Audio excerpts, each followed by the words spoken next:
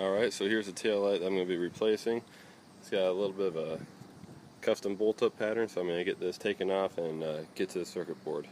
Alright, here is the tail light here. The circuit board is this piece right here. That's what we're looking at. I had to take it off of this connector right here.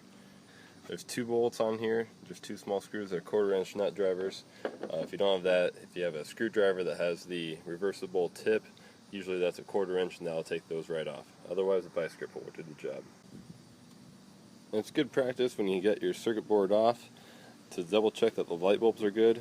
You can't see it very well in the video here, but I'm double checking to make sure that the wires are good on all three of these light bulbs here. The one that I was looking at in particular was the turn signal, because that's what I noticed the problem with, and the wires are good on that. It's not burnt or anything, so I'm just going to pop them right on over into this other new circuit board that I just picked up. And see, when I'm doing this new circuit board here, I'm using dielectric grease on it, putting it in all of the light bulb spots, as well as the main connector that connects to the harness here. And what that does is it just keeps out any dust, dirt, corrosion, water.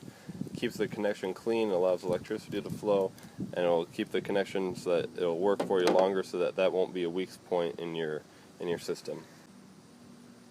Now, when I put this dielectric grease on, I kind of tend to overdo it, but in this situation I just don't want a problem with these anymore, so I'm just putting a lot of electric grease on there so that hopefully in the future I won't have to deal with this again.